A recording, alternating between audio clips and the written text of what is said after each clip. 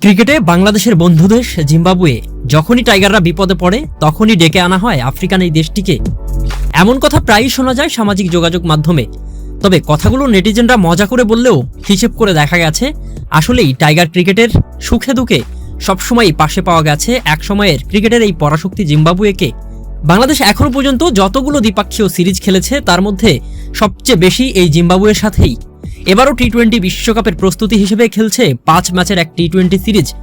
ইতোমধ্যেই শেষ হয়ে গেছে চট্টগ্রাম পর্বের 3 ম্যাচ, যেখানে 3টাতেই বাংলাদেশ জয় পেয়ে পকেটে পুরেছে সিরিজটাও। যেহেতু পরের 2 ম্যাচ ঢাকাতে অনুষ্ঠিত হবে, তাই তো আলাদা করেই দল ঘোষণা করেছে বিসিবি। বিশ্বকাপের আগে এক্সপেরিমেন্ট আর বিশ্বকাপের স্কোয়াড সবকিছুই সারতে হবে এই 2 ম্যাচে। বিশ্বকাপের আগে এক্সপেরিমেন্ট আর বিশ্বকাপের স্কোয়াড কেমন হবে সবকিছুই যেন সমাধান ঘোষাতে হবে আগামী এই 2 ম্যাচে। তাই তো সবাই তাকিয়েছিল শেষ 2 ম্যাচের জন্য কেমন হবে স্কোয়াড সেটা দেখার জন্যই। অনুমেয়ই ছিল শেষ 2 ম্যাচে দলের সাথে যুক্ত হবেন সাকিব আল হাসান আর আইপিএল থেকে ফেরত নিয়ে আসা মুস্তাফিজুর রহমান। হয়েছেও তাই। তবে আগের 3 ম্যাচের স্কোয়াড থেকে পরিবর্তন এসেছে, আরও একটা যুক্ত করা হয়েছে সৌম্য সরকারকেও। নতুন নির্বাচকদের প্রথম অ্যাসাইনমেন্টই বলা যায় এটাকে। তাই তো তাদের নিয়ে এখনই সমালোচনা না হলেও কথা উঠতে শুরু করেছে কয়েকটা বিষয় নিয়ে। তার মধ্যে সবচেয়ে বেশি চর্চা এসেছে কোনো ম্যাচ না খেলিয়ে দল থেকে বাদ দেওয়া পারভেজ হোসেন ইমন আর আফিফ হোসেন ধ্রুবকে নিয়ে। 3 ম্যাচের একটাতেও সুযোগ পাননি এই 2 বাঁহাতি ব্যাটার, অথচ চতুর্থ ম্যাচে নাম কাটা গেল তালিকা থেকেই।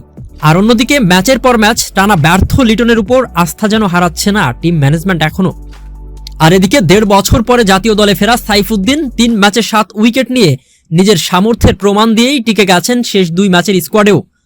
ইনজুরি থেকে ফিরে নিজের জায়গা করে নিয়েছেন সৌম্য সরকারও। বিশ্রাম দেওয়ার উদ্দেশ্যেই রাখা হয়নি শরীফুল ইসলামকে বাকি 2 ম্যাচে। রিশাদ কিংবা তানজিম সাকিব এদেরকেও রেখে দেওয়া হয়েছে দলে। তাই তো বলাই যায় বিশ্বকাপের বিমান ধরতে পারে এরা দুজনও। এই স্কোয়াড থেকে যাদেরকেই বাদ দেওয়া হয়েছে তারা সবাই যে জাতীয় দলের সিস্টেমের মধ্যেই আছে সেটাও মনে করিয়ে দিয়েছেন নির্বাচক প্যানেলের একজন আব্দুর রাজ্জাক রাজ। আর জিম্বাবুয়ের সাথে সিরিজের বাকি 2 টি-20 আগামী 10 আর 12 তারিখ। ম্যাচ দুটোই অনুষ্ঠিত হবে হোম অফ ক্রিকেট গ্রাউন্ড ঢাকার মিরপুরে। 10 তারিখের ম্যাচটা সন্ধ্যা 6টায় হলেও শেষটা অনুষ্ঠিত হবে সকাল 10টায়।